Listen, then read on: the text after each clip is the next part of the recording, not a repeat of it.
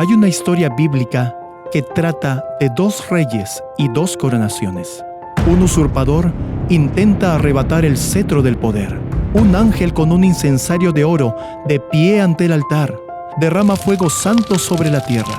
Los más grandes engaños sobre el gran rey son desmontados.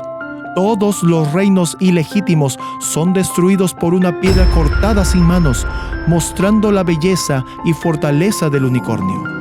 Al final, el cetro del rey es restaurado al trono. Los súbditos del reino son hechos perfectos a imagen de su Dios, y los santos del Señor heredarán el reino para siempre. Bienvenidos a Revelaciones Bíblicas para la Última Generación, donde los libros son abiertos y los misterios revelados a todos los que aman su venida.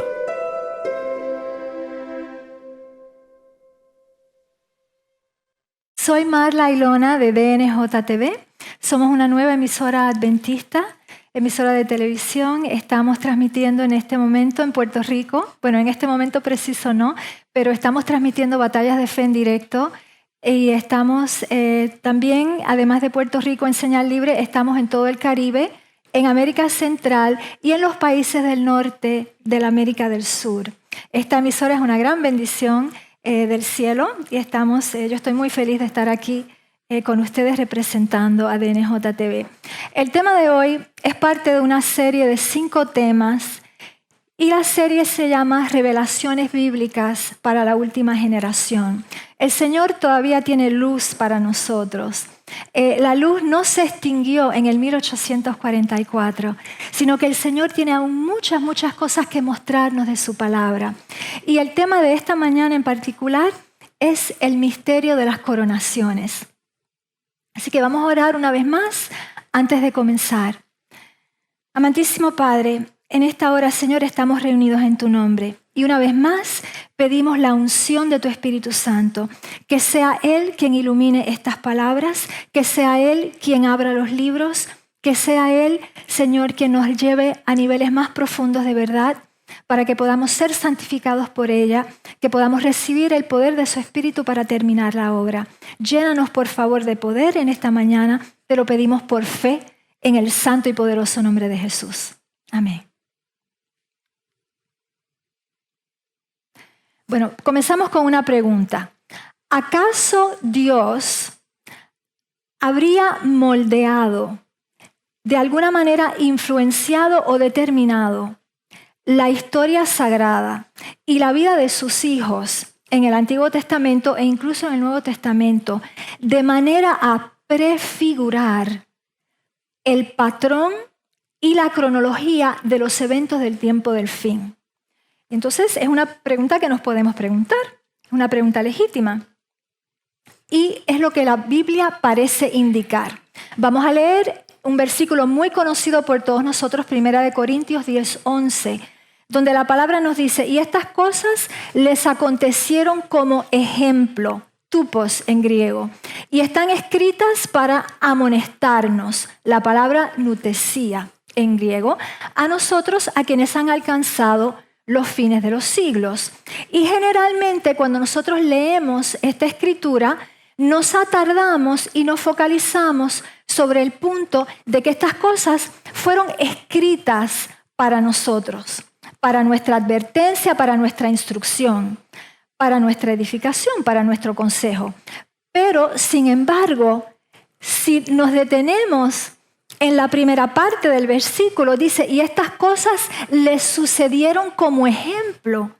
Es decir, que esto va mucho más lejos de lo que estamos entendiendo a primera vista, que no solamente fueron escritas para nuestro beneficio, sino que les acontecieron para nuestro beneficio, les sucedieron para nuestro beneficio. ¿Me están siguiendo? Quiere decir que de alguna manera el Señor influyó en estos eventos, en el curso de la historia sagrada e incluso en la vida individual de sus siervos, que fuera Abraham, que fuera Noé, que fuera David y Salomón, como vamos a hablar en esta mañana, de manera a que sus vidas fueran tipos que iban a prefigurar personajes y eventos del tiempo del fin. Esto es para mí absolutamente asombroso, ¿no?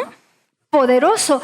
Nos muestra la sabiduría y el poder de nuestro Dios y nos muestra también su gran amor para la última generación y cuánta responsabilidad tenemos nosotros para llevar a cabo la obra y terminarla. Así que vamos a continuar. Yo pienso que ya hemos marcado ese punto. Quiere decir, tal vez para entonces insistir, que estos tipos, los tipos que encontramos en la Biblia, no son accidentales, no son coincidencias. Los tipos han sido sembrados deliberadamente por el Señor en su sabiduría. Aquel que conoció el fin desde el principio y lo escribió, lo determinó para nuestro beneficio. Así que este es el primer principio bíblico que vamos a utilizar en nuestro estudio de hoy. El segundo principio bíblico pienso que es más conocido por ustedes y es el principio que nos dice que todas las escrituras están centradas en Jesús. Tenemos dos testigos, Juan 5:39, Hebreos 10:7, donde se nos dice, Jesús hablando, ¿no? Dice, escudriñad las escrituras porque a vosotros os parece que en ellas tenéis la vida eterna y ellas son quienes testifican de mí. Y en Hebreos Jesús nos dice, he aquí que vengo, oh Dios, para hacer tu voluntad como el rollo del libro que está escrito de mí. En otras palabras, toda la Biblia nos habla de Jesús. Toda la Biblia nos habla de Jesús. Cuando nos vamos a interesar a los tipos y sombras, de alguna manera todas nos están hablando de Jesús. El tercer principio bíblico que vamos a aplicar hoy se llama el principio de simetría y paralelismo. Y estoy introduciendo esto para que tengamos un fundamento, que nos sentamos confortables de que donde vamos a ir en el estudio de esta mañana es sana doctrina, de que estamos apoyados firmemente y sólidamente en principios bíblicos. Así que nuestro tercer principio bíblico que vamos a aplicar en el tema de hoy es el principio de simetría y paralelismo, en el cual es el Espíritu Santo el maestro. Es el Espíritu Santo quien nos toma de la mano como niños que somos y nos lleva a niveles más profundos de verdad y nos muestra cosas que han estado siempre en la palabra, pero que no las hemos visto. Tal vez cosas que han estado veladas, relaciones entre pasajes paralelos, elementos comunes de un pasaje a otro, pero que tal vez no los hemos identificado. Y de repente el Espíritu Santo es como si quitara un velo y nos permite comprender. Y entonces lo que es poderoso y de dónde viene la autoridad, cuando estudiamos de esta manera, la autoridad viene directamente del cielo, porque se nos dice primero que no tenemos el espíritu del mundo, sino el espíritu de Dios, y luego se nos dice que lo que hablamos cuando estudiamos la palabra de esta manera, no lo hablamos con palabras enseñadas por sabiduría humana, sino con las que enseña el Espíritu Santo de Dios. Y en español la traducción no es la mejor porque nos dice acomodando lo espiritual a lo espiritual. Una mejor traducción sería combinando lo espiritual a lo espiritual. Combinando, comparando serían mejores traducciones. Quiere decir que el Espíritu Santo nos va a llevar a comparar pasajes paralelos. No somos nosotros quienes escogemos, es el Espíritu Santo que nos va llevando, nos va inspirando y nos dirige en nuestro estudio. Muy bien, este último principio es muy importante. ¿Por qué? Porque es la manera que tiene el Señor para enseñarnos cosas complejas de manera simple. ¿Recuerdan cómo Jesús enseñaba verdades muy profundas a través de las parábolas? De manera simple le enseñaba a las personas que no tenían instrucción.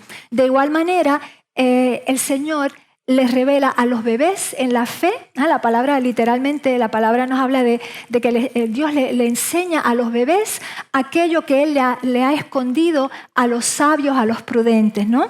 Entonces, esta manera de aprender le permite a Dios mostrar verdades complejas. Por ejemplo, el plan de salvación es un plan muy complejo, ¿estamos de acuerdo? Cuando lo entendemos en su cabalidad es un plan muy complejo, pero el santuario es una metáfora o es una alegoría del plan de salvación. Nos ayuda a entenderlo. De igual manera, el día de la expiación es una figura, un tipo, un modelo de la verdad más compleja, que es toda la verdad del juicio. Así que vemos cómo el Espíritu Santo inspira la palabra y de manera simple utiliza mecanismos simples para que podamos aprender verdades más complejas. Muy bien, así que 3 principios bíblicos. Los eventos no solamente fueron registrados, sino que sucedieron para nuestro beneficio. Número 2, Jesús es el centro de las Escrituras y todas las Escrituras hablan de Él. Y número 3, comparando espiritual a espiritual, poniendo como digo, frente a frente diferentes pasajes de la Biblia, de repente se abre un torrente de luz que va a iluminar verdades complejas para que podamos entenderlas de manera simple. Muy bien. Vamos ahora a considerar una alegoría que está en el Viejo Testamento y que es muy hermosa. En sí es una alegoría muy hermosa, es una historia muy hermosa, pero que de repente se vuelve aún más maravillosa cuando entendemos que ella nos prefigura la cronología de eventos del fin. ¿Y cuáles son los elementos claves en esta historia? Los elementos claves que nos permiten identificar que sí que tiene una relación con el tiempo del fin. Pues hay un censo de una población, hay un usurpador que se presenta para reclamar un trono que no le pertenece legítimamente. Hay 2 ofrendas de sacrificio, una ofrenda santa, una ofrenda malvada. Hay un templo, 2 reyes y 2 coronaciones. Así que vamos a empezar ahora vamos a entrar de pleno en la historia. La historia se nos relata con 2 testigos. Un testigo, ustedes conocen el principio bíblico también de los 2 testigos. Hay un testigo en Primera de Crónicas 21 y la historia es una historia un poco larga que cubre cierto número de años, que comienza en Primera de Crónicas 21 hasta Segunda de Crónicas 7 y luego esta historia se repite con variantes. Repetir, agrandar, ¿no? En 2 de Samuel 24 hasta 1 de Reyes 8. En la historia, el primer suceso, que es el que comienza la alegoría, es el rey David tomando el censo del pueblo de Israel, recuerdan todos esta historia, y luego nos lleva a través de toda una serie de sucesos y culmina con la construcción y dedicación del templo por su hijo Salomón. Entonces, en esta alegoría, el rey David va a representar a Dios el Padre y el rey Salomón va a representar a Jesús, su hijo. Muy bien. Lo que vamos a entender ahora, 2 testigos. Pero ustedes saben que el Señor, cuando se repite, hay un propósito. ¿Cómo está estructurada esta historia? Comienza con un tronco común. 4 eventos que se repiten en las 2 versiones de la historia. Pero luego de este tronco común va a ser así. Va a divergir y de un lado se nos va a dar ciertos detalles y en la otra versión se nos van a desarrollar otros detalles y otros eventos. Muy bien. Vamos a ver cuáles son los sucesos que constituyen el tronco común de la alegoría. En primer lugar, tenemos el censo. En una versión se nos dice que Satanás movió a David a hacer el censo. En la otra versión se nos dice que Dios movió a David. Así que el Señor, como lo sabemos, el Señor toma la autoría, se atribuye la autoría de lo que Él permite. Así que, y posiblemente que el Señor haya, y no lo dudo, que el Señor haya movido a Satanás para que David lleve a cabo este censo y entonces el Señor se atribuye esto. Continuamos. Ustedes saben que el Señor le dio a escoger a David qué tipo de castigo quería, si quería pestilencia, si quería hambruna o si quería la espada, ¿no? La persecución por sus enemigos. David escogió la pestilencia. Muy bien. Tercer suceso, el Señor se apiada de Israel y de Jerusalén y el Señor envía al ángel, el ángel de la muerte que estaba con la espada sobre Jerusalén para destruirla. El Señor el Señor mismo retiene la mano del ángel para que no destruya la ciudad. 70,000 hombres ya habían muerto. Y entonces el ángel, hablándole a David a través de su profeta que era Gad, el ángel le ordena a David que vaya y haga un altar en la era de Ornán, el Jebuseo, y entonces David construye este altar y hace una ofrenda al Señor y la ofrenda es aceptada, el Señor responde por fuego para demostrar que está satisfecho de la ofrenda y entonces el Señor en su gran misericordia detiene la peste. Así que aquí este es el tronco común de las dos versiones y luego, como dije, van a divergir y vamos a ver entonces dos tramas, ¿no? Un poco diferentes. Muy bien, vamos ahora a la primera versión, primera de Crónicas hasta segunda de Crónicas. Yo no les pido que lean porque es un poco pequeño. Aquí empezamos ya a entrar más profundamente.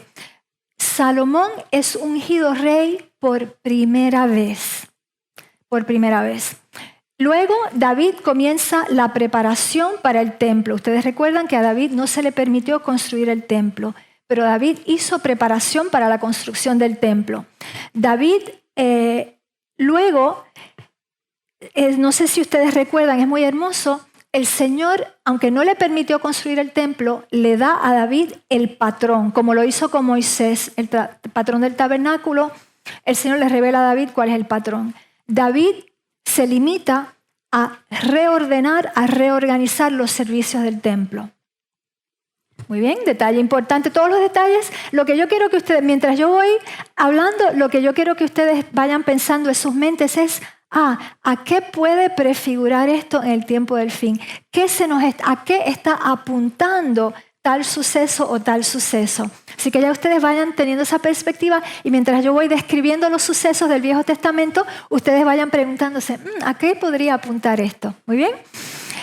Entonces, David reorganiza los sacerdotes, los levitas, los cantores, los porteros, todo el servicio del templo, ¿no? Salomón ahora es proclamado rey por segunda vez. Esto es muy importante. Salomón es proclamado rey por segunda vez. Salomón que se apropia el trono y se apropia la construcción del templo, Salomón comienza a hacer preparativos para la construcción del templo y comienza la construcción. El templo se termina. Todo esto son sucesos relatados de manera bastante condensada, sucinta en la Biblia. El templo se termina, traen el arca del pacto, el arca del testamento, y la gloria de la Shekinah llena el templo. Los sacerdotes no pueden más ministrar en el templo, salen del templo. Salomón ora para dedicarle el templo al Señor. Fuego baja del cielo, consume el sacrificio y el pueblo regresa a su casa después de 14 días. Estos 14 días se descomponen en 7 y 7. Había 7 días de dedicación del templo y 7 días de la fiesta de tabernáculos, la fiesta de las cabañas. Muy bien, esa es la primera versión del relato, ¿no? Vamos ahora a tratar de identificar a qué suceso en el tiempo del fin apunta cada elemento de la historia. Bueno, me doy cuenta, hermanitos, tengo que regresar, no lo hicimos aquí. Vamos a partir del tronco común para entonces seguir esa versión. El censo del pueblo de Israel está apuntando al contaje de los 144,000, que es un número literal. Eso yo lo podré demostrar, se los voy a demostrar en la presentación que tenemos mañana. Es un número literal. Y el contaje de los 144,000 se realiza en el cielo cuando el Señor envía la pestilencia sobre la tierra. No es una pestilencia futura, es la pestilencia que ha estado con nosotros desde hace 2 años. No tengo que nombrar nombres, ¿verdad? Esta pestilencia, todo esto nos está indicando que ya estamos en el segmento del fin, porque ya los 144,000 han sido identificados, no es un suceso futuro, ya esto está registrado en los libros del cielo. ¿Quiénes son? Cuando el Señor le ordena a David que haga sacrificio en la era de Ornán, la era se utilizaba ¿para qué? Para separar el trigo de la cizaña. Quiere decir, es una metáfora para el juicio. ¿Estamos de acuerdo? Separar trigo de la cizaña, solamente Dios lo hace. y es un elemento de juicio. Quiere decir que estamos en un elemento de juicio. Hay un zarandeo de la iglesia. Y esto nos está apuntando a la ley dominical nacional, la cual nos indica a nosotros que el juicio de los vivos, la prueba definitiva, la prueba eternamente definitiva, ha comenzado, ¿no? Luego, en este tronco común, pues vimos que David ofrece sacrificio, el sacrificio le es agradable al Señor y Él lo recibe. Entonces, lo que esto nos está indicando es el sacrificio le ha sido agradable al Señor. ¿Cuál es el sacrificio? El sacrificio son las primicias, son los 144,000 cuyos nombres y cuyas vidas han sido presentados al Señor como una ofrenda viviente. El sacrificio le es aceptable al Señor y el Señor responde con fuego. Hay una unción del Espíritu Santo, no es el derramamiento de la lluvia, no hablemos de eso, es un suceso diferente, pero aquí hay simplemente una unción que es derramada sobre los 144,000 para capacitarlos y confirmarlos en su misión. Muy bien, vamos entonces ahora a ver cómo el resto de la historia apunta hacia el tiempo del fin. Ok. Jesús es ungido rey en 2 ocasiones, como Salomón. Esto es un poco, yo pienso que es un poco nuevo para nosotros. Yo pienso que tal vez no teníamos conciencia de que esto sucede 2 veces, pero sí sucede 2 veces. Y mañana se los voy a demostrar en el Nuevo Testamento. Tenemos un segundo testigo de esto que está en el Viejo Testamento. Jesús es ungido rey por primera vez. Y en ese momento se derrama la lluvia temprana. Luego vamos a entender cuál es la diferencia entre lluvia temprana y tardía, porque en el tiempo del fin se derrama la lluvia temprana otra vez y luego se derrama la lluvia tardía. Y más tarde vamos a ver cómo ocurre esto, en qué momento y cuál es la diferencia entre las 2 lluvias. Muy bien. El ungimiento de Jesús se acompaña de la lluvia temprana, como lo acabo de decir, pero esta lluvia nos indica, y esto es muy importante, que es el cierre de gracia para el pueblo remanente, para la iglesia adventista. ¿Por qué? Porque ha habido un zarandeo. En la era de Ornán se ha separado el trigo de la cizaña. El juicio comienza por el pueblo de Dios. Los que han recibido la lluvia es porque han sido salvos. Y la lluvia no se derrama únicamente sobre los 144,000. La lluvia se derrama sobre todos aquellos que han sido hallados fieles, que han atravesado las pruebas y en particular la prueba de la ley dominical. Y entonces se derrama el Espíritu de manera abundante como se derramó en el aposento alto, ¿no? Y tristemente aquellos que no reciban la lluvia en el pueblo remanente es una indicación de que tristemente la gracia ha cerrado para ellos y no han sido salvos. Así que es algo muy solemne, muy serio lo que estamos hablando. Cuando David comienza la preparación para construir el templo, el Señor ahora va a entrar en un proceso de preparación de la iglesia remanente, el verdadero remanente, lo que queda después del zarandeo. El Señor va a comenzar a preparar ese pueblo para terminar la obra, a prepararla de acuerdo a un patrón divino, como el Señor le dio el patrón divino a David para la construcción del templo, para la organización de los servicios del templo. Hay un patrón en el cielo para el templo, que es Jesús, el modelo para nuestro templo, pero también el Señor va a reorganizar la iglesia remanente post-zarandeo, después del zarandeo, con el propósito de aumentar nuestra eficacidad, porque hay una población mundial de casi 8 billones de personas a las cuales hay que alcanzar. Hay que llevar el mensaje de los 3 ángeles, en particular segundo y tercer mensaje, y hay que terminar la obra en una generación. Y no son los satélites, sino es el internet lo que va a terminar la obra. Es la iglesia post-zarandeo, reorganizada y con el poder del Espíritu Santo que va a ir a terminar la obra de acuerdo al patrón divino. Y vamos a ver cosas absolutamente maravillosas y sobrenaturales. Muy bien, ¿qué sucede ahora? La iglesia ha ido con el poder del Espíritu y ha terminado la obra del Evangelio. Toda persona ha tomado su decisión. Todo el mundo se posicionó de un lado o de otro del gran conflicto. ¿Qué sucede en ese momento? Lo vamos a ver más claramente en la próxima versión de la historia, pero en este momento Miguel se levanta. Miguel se levanta porque los líderes de la iniquidad han llenado la copa de su iniquidad. Y entonces Miguel se levanta, el reino es proclamado por segunda vez, pero esta vez Jesús se sienta en el trono. Esta es la segunda proclamación y la segunda unción en el cielo de Jesús como rey. Como lo hizo con Salomón, el Señor lo hará con su Hijo Jesús. Por segunda vez, esta es la séptima trompeta. A la séptima trompeta, ahí se derrama la lluvia tardía. Y vamos a ver luego con qué propósito, porque la gracia ha cerrado. Todo el mundo ha decidido. Así que esta lluvia que se derrama tiene otro propósito. Y vamos a anticiparlo ya. Es el propósito de preparar a los santos para la gran tribulación, donde hay este tiempo de plagas terribles, plagas absolutamente terribles. Los hijos de Dios no serán tocados, pero van a vivir un momento muy difícil.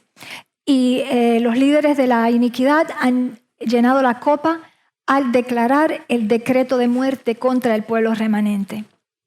Así que aquí es donde todo estalla, vamos a decirlo así, y de un lado se ven las simetrías, se derraman las plagas sobre los malvados y del otro lado se derrama la lluvia sobre el remanente que queda de pie para fortalecerlos para lo que viene, pero más importante aún, para que puedan estar de pie sin intercesor durante el tiempo en que las plagas están cayendo. No habrá más pecado, nadie puede pecar más. Y la lluvia va a sellar, la lluvia tardía tiene el propósito de sellar el pueblo remanente que está aún de pie en la perfección divina. En la imagen de Dios nos va, yo espero estar en ese grupo, espero que todos ustedes también anhelen estar en ese grupo. Seremos sellados en la perfección, no podremos pecar más a través de toda la eternidad. Ese es el propósito de la lluvia tardía y mañana lo voy a demostrar con más detalle. Muy bien. Quiere decir que el pueblo de Dios está preparado para cuando Jesús venga, las bodas del Cordero, estamos preparados, Jesús nos lleva a casa durante 7 días, vamos a viajar, ¿no? Cuando el templo se termina y que la gloria de la Shekinah llena el templo, todo esto nos está hablando del cierre de gracia para el mundo. Porque, como ustedes lo saben, el cielo, se abre el cielo y se ve el arca del testamento, la base del juicio para toda la humanidad, ¿no? Así que todo esto nos está hablando del cierre de gracia para la humanidad en su globalidad. Y cuando esa gracia cierra, los que se perdieron, pero lo que es importante entender es que el número de los súbditos del reino de Dios está completo en este momento. Porque ¿quién constituye el reino de Dios? Los salvos de todas las generaciones pasadas y hasta el presente, todos esos salvos constituyen los súbditos del reino de Dios. Así que el número del reino se ha completado en este momento.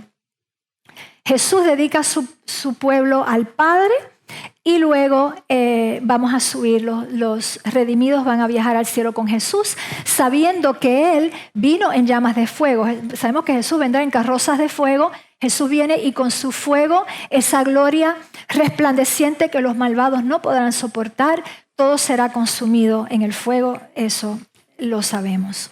Muy bien, hermanitos, ahora vamos a ver la otra versión de la alegoría, la cual se encuentra empezando en 2 de Samuel 24 y termina en 1 de Reyes, capítulo 8. Ok, aquí los detalles que se nos da aquí son muy interesantes con respecto a la iglesia. El relato aquí, ¿se acuerdan? El tronco común y las dos versiones. No, aquí estamos en la otra versión. David no lograba calentarse, no sé si ustedes recuerdan eso. David no lograba calentarse ya en su edad, en su vejez.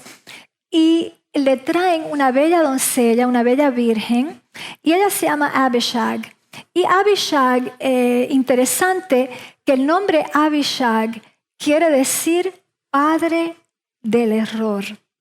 padre del error. Así que empiecen a preguntarse a qué puede apuntar esto. Padre del error. Bueno, pero David, la Biblia nos dice que David no la conoce en el sentido carnal. Es decir, ella viene, ella le está ministrando a David, pero él no la conoce carnalmente. Muy bien. Ahora viene el suceso tal vez más dramático en toda esta historia.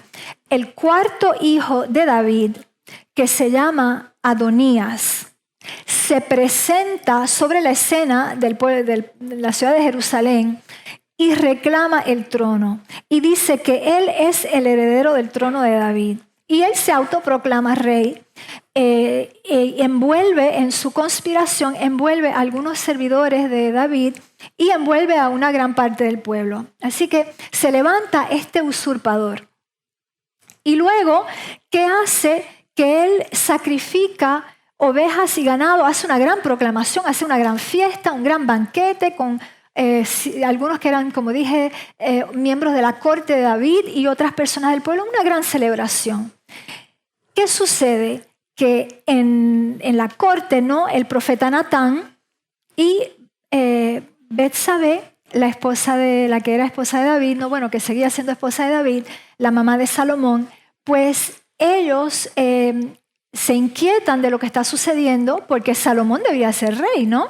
Y entonces ellos se presentan frente al rey David y le dicen: atención, tenemos un problema, hay un usurpador al trono.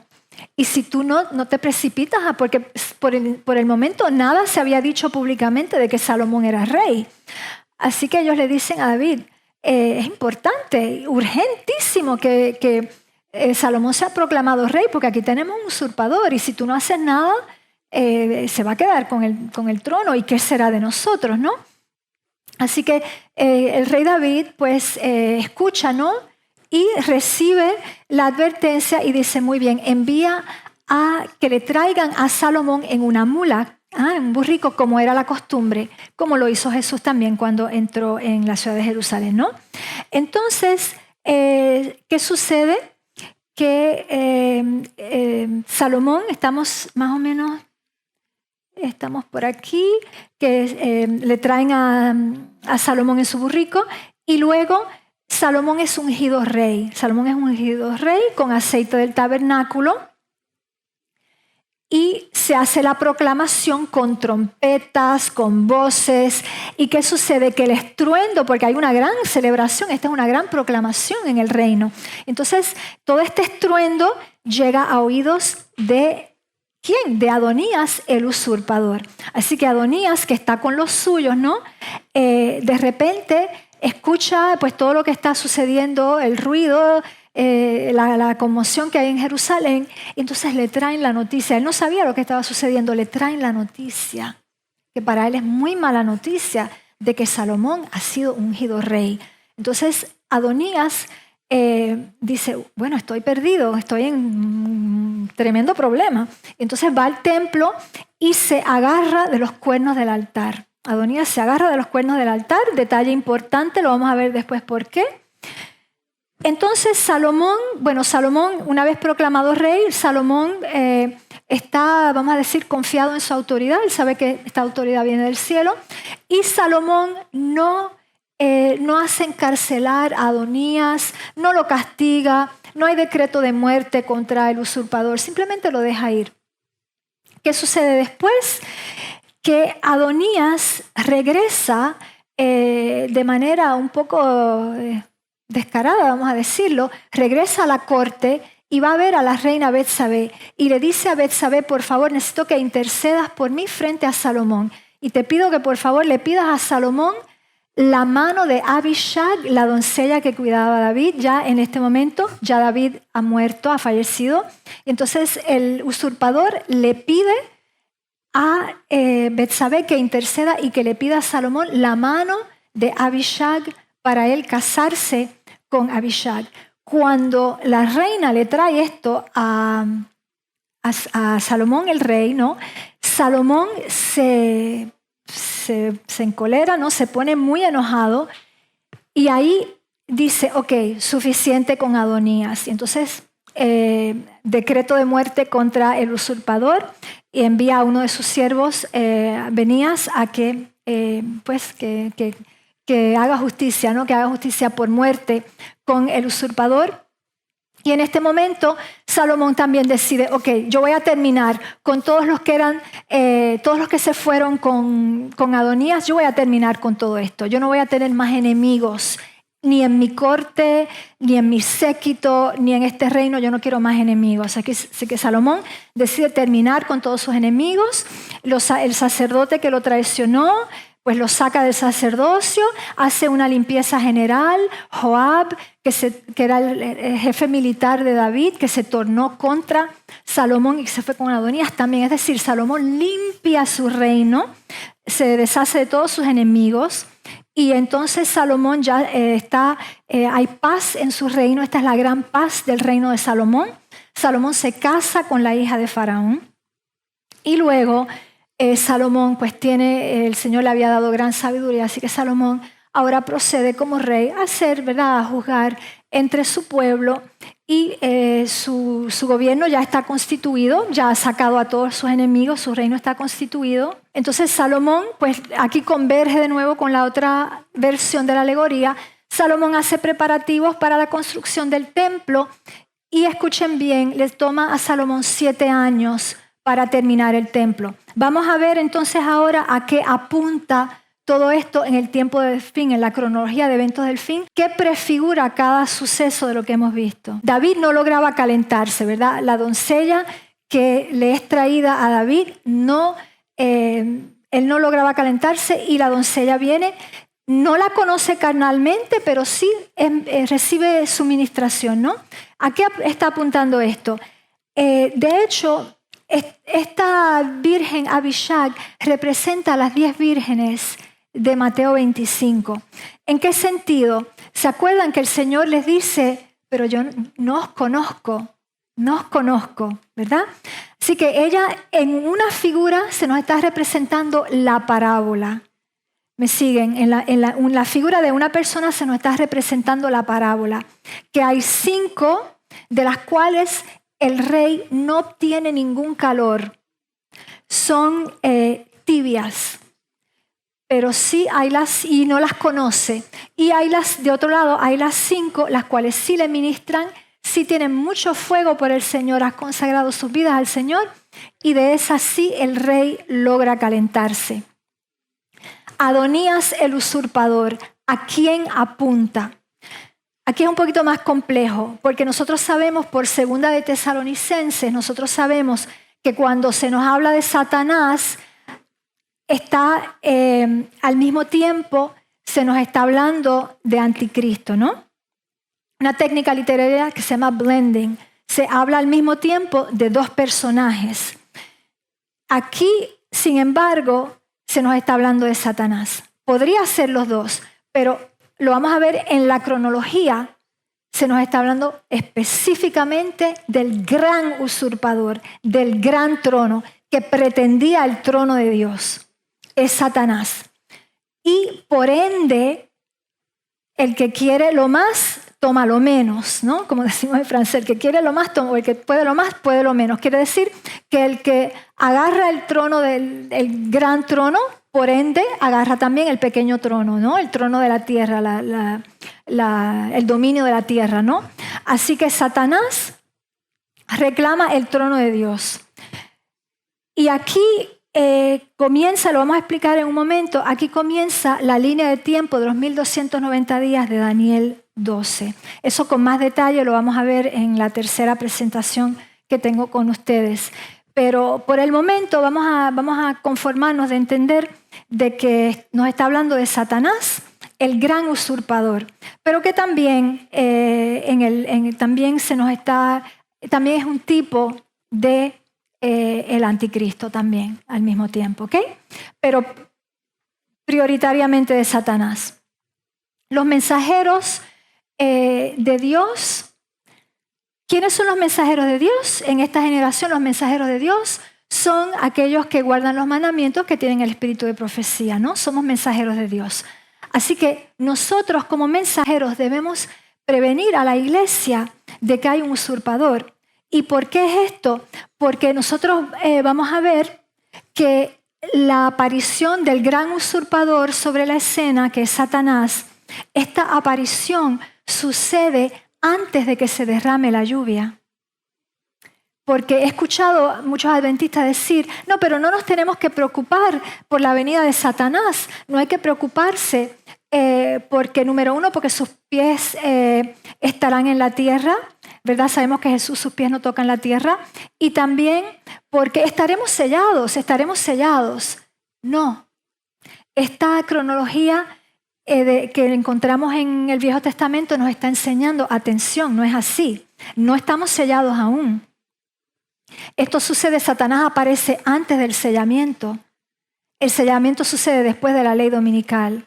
Así que tenemos que tener mucho cuidado. Por eso es que estas analogías y estas alegorías el Señor nos las da para iluminar nuestro camino, para que podamos, la profecía es una luz que ilumina nuestro camino, ¿no? Para que tengamos mucho cuidado. Así que aquí hay una advertencia muy seria. Tengamos mucho cuidado porque aquel que reciba el espíritu de Satanás le será imposibilitado recibir el Espíritu de Dios y se va a perder. Así que tenemos que tener mucho cuidado con esto.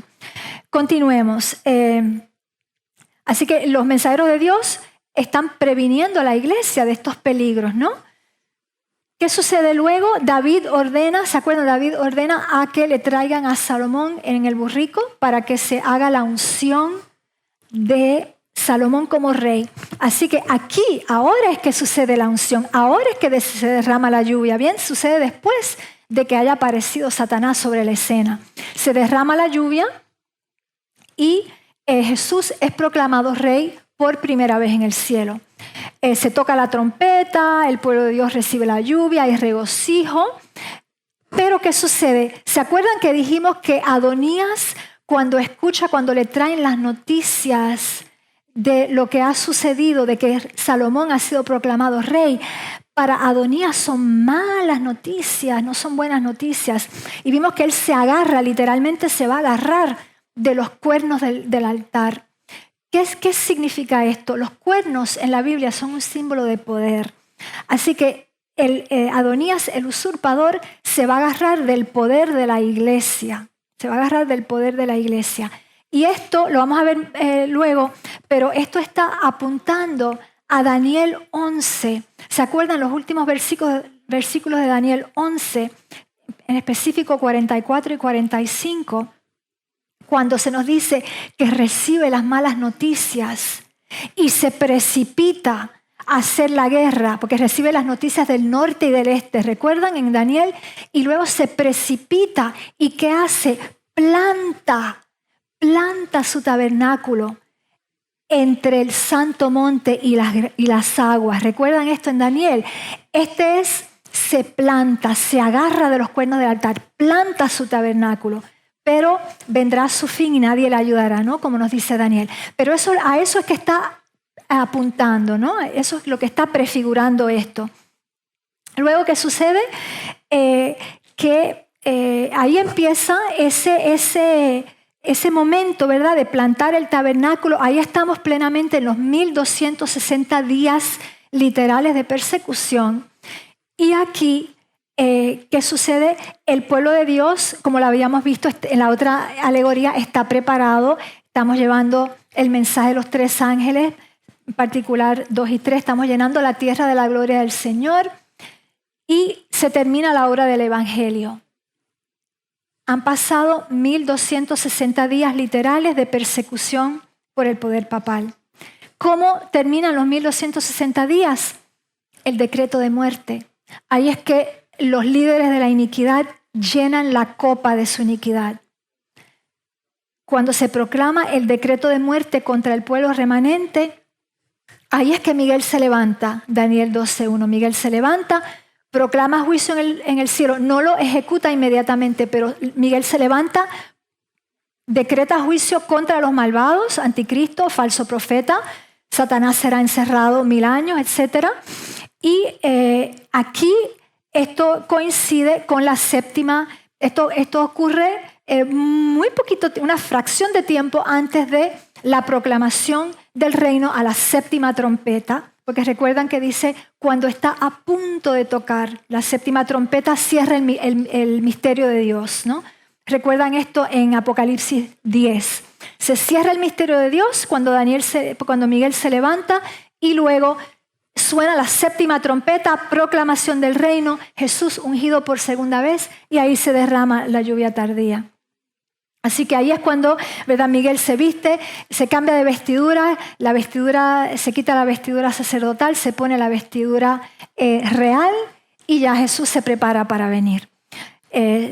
Obviamente la gracia ha cerrado para el mundo y entonces aquí el pueblo de Dios está listo para cuando Jesús viene a buscarnos y aquí pues tiene lugar las bodas del Cordero, a esas bodas es las que nosotros queremos asistir. Entonces el pueblo de Dios va con Jesús al cielo, comienza el juicio milenial en el cielo.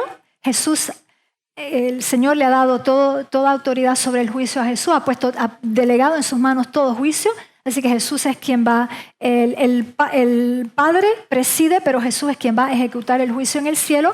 Se abren los libros, todos los santos estamos allí. Y entonces, una vez que el gobierno de Jesús está completamente constituido, y entonces Jesús, como lo hizo Salomón para construir el templo, Jesús ahí, con toda su sabiduría divina, se prepara para la nueva creación del nuevo cielo y la nueva tierra. Y entonces Jesús toma, como Salomón tomó 7 días para construir el templo, ahora Jesús toma 7 días como la primera creación, pues hay 7 días, el proceso de creación es 7 días, 6 días de obra y 1 día de reposo. Así que yo espero que ustedes puedan ver, ¿verdad?, cuán hermoso y cuán poderoso es esto y cuánto nos ayuda a poder aclarar algunos puntos que no están claros, que no han sido completamente desplegados en Daniel y en Apocalipsis. Vamos a entonces tratar de resumir los puntos más destacados de lo que aprendemos sobre la cronología del fin al estudiar esta alegoría en el Viejo Testamento. Primero, entendemos que el contaje de los 144,000 es un contaje literal, es un número literal. Y como les dije, mañana presento más evidencia bíblica sobre este punto. Y ese contaje empieza el segmento del fin. Estamos en el último segmento de tiempo. Lo que algunos tal vez piensan que, sí, todavía los 144. No, el número ya está cerrado. Ya han sido escogidos. ¿Cómo lo sabemos? Lo sabemos porque en la cronología recuerdan que cuando David hace el contaje, que viene después, la pestilencia. Nosotros por eso podemos saber que ya eso se hizo en el cielo, ya se cerró. ¿Por qué? Porque después del contaje vino la pestilencia, la cual no quiero nombrar. ¿Está bien? La cual estamos todavía. Quiere decir que esto ya está hecho en el cielo. Ha habido sacrificio de muerte a un Dios extraño, muchas víctimas. No voy a entrar en detalles, muchas víctimas, tanto de la pestilencia como del remedio que nos quieren imponer para sanar de esta pestilencia. Y todo esto ha constituido un sacrificio humano, un sacrificio de sangre muy grande que ha sido presentado al falso Dios, al Dios que Anticristo venera, ¿no? Que no es nuestro Dios, que es otro Dios, que es Satanás, Lucifer, el Dios del sol. Muy bien. Ahora, de nuevo vamos a insistir, el ungimiento de los 144,000 es muy diferente de la lluvia temprana. Son dos eventos diferentes. Porque vimos que los 144,000 ya han sido escogidos cuando se derrama la lluvia, así que no es el mismo evento. La lluvia se va a derramar sobre todos aquellos que pasan la ley dominical. Esa prueba de la ley dominical, todos aquellos que pasan esa prueba exitosamente, esperamos que todos vamos a estar ahí, por eso estamos aquí para prepararnos para ese evento, para esa gran prueba eternamente definitiva. Todos nosotros que pasaremos esa prueba victoriosos, vamos a recibir la lluvia temprana. Amén, gloria al Señor. Ahora, podemos considerar que ya, y esto es muy importante, ya estamos en tiempo de juicio. Porque el zarandeo, y no me gusta mucho la palabra zarandeo, pero es ¿verdad? Son separaciones en grupos. Eso ya ha comenzado, puesto que los 144,000 es un grupo que ya ha sido identificado. Quiere decir que estamos en pleno zarandeo. El zarandeo no es un evento futuro. Estamos en el zarandeo. Está en proceso el zarandeo. Así que debemos vivir con esta conciencia, ¿no? Apercibidos de esta realidad. Muy bien, la ley nacional dominical en los Estados Unidos, yo sé que esto lo sabemos, pero se nos confirma en la alegoría por los sucesos. La ley dominical nacional en los Estados Unidos marca el cierre de gracia para el pueblo remanente. ¿Por qué? Porque hemos tenido el privilegio de tener estas verdades. Los otros cristianos y el resto del mundo no lo sabían, pero nosotros sí. Así que para nosotros cierra la gracia en este momento. Y aunque usted no viva en Estados Unidos, usted será probado de alguna manera. ¿De qué manera se hará la prueba? Yo no lo sé, hermanos, pero prueba habrá. Ok, Satanás, insisto, Satanás aparece antes de la lluvia. Que es muy importante obedecer la advertencia de Jesús. No vayan. Como decía el tío, como decía, me parece incluso Walter White, no iremos. Cuando haya las noticias, no iremos. Y aunque aparezcamos tontos, nos vamos a velar los ojos, porque no podemos caer bajo el hechizo. Es un poder hechicero y tiene gran poder de decepción y de engaño. Así que nuestro deber no salir del cerco de protección que el Señor nos ha dado. Así que es muy importante. De ninguna manera nosotros vamos a ser partícipes de ese gran engaño. Tenemos que preservarnos. ¿Ok? Dijimos, después del zarandeo, la iglesia será reorganizada. La lluvia temprana, aquí vamos a distinguir entonces el propósito, voy a insistir, el propósito de la lluvia temprana es de completar la obra del Evangelio, es de completar la predicación del Evangelio eterno y el mensaje de los 3 ángeles a toda la tierra. Ese es el propósito de la lluvia temprana y por eso se derrama antes de los 1260 días de persecución. En ese periodo tan difícil nosotros vamos a estar obrando en la obra del Evangelio, por la gracia de Dios, conforme a su gracia, ¿no? Luego, la lluvia tardía tiene otro propósito. La lluvia tardía tiene el propósito de preparar a los santos para la gran tribulación. Cuando empiezan a derramarse esas plagas, vamos a vivir un tiempo como nunca ha sido. Como dijo Jesús, como dijo Daniel. Un tiempo como nunca ha habido sobre la tierra. Para ese tiempo es que nos preparará la lluvia tardía. Y también la lluvia tardía nos va a preparar para estar de pie sin intercesor hasta el final que Jesús venga. Y, dicho sea de paso, para toda la eternidad. No pecaremos más. Seremos sellados en la perfección, restaurados a la imagen y semejanza de Dios. Y les pido que no se pierdan el tema de mañana porque voy a entrar en detalle de cómo Dios nos va a llevar más allá de la perfección de Adán y Eva, porque Adán y Eva cayeron. Y Lucifer, que era, ¿verdad?, la suma de la perfección, cayó también. Cómo el Señor va a prepararnos para que nunca, jamás, a través de toda la eternidad podamos caer. Nos va a llevar más allá que Adán y Eva y más allá que lo que estuvo Lucifer. Así que vamos a llegar, el Señor va a hacer una obra maravillosa, insólita, es decir, nunca antes vista con la última generación. Así que no queremos perdernos eso, ni el tema de mañana, ni la experiencia tampoco. Entonces, lo triste, ¿verdad? No nos vamos a quedar con la tristeza, pero muy triste que la iglesia remanente está tibia a causa del error. Ha habido mucha falsa doctrina jesuita que ha permeado nuestra iglesia desde arriba y tristemente nuestra iglesia, es la razón por la cual nuestra iglesia está dormida, es por el error. Tristemente es por el error. Abishag nos muestra que ese es el problema de la tibieza de las vírgenes, es el error.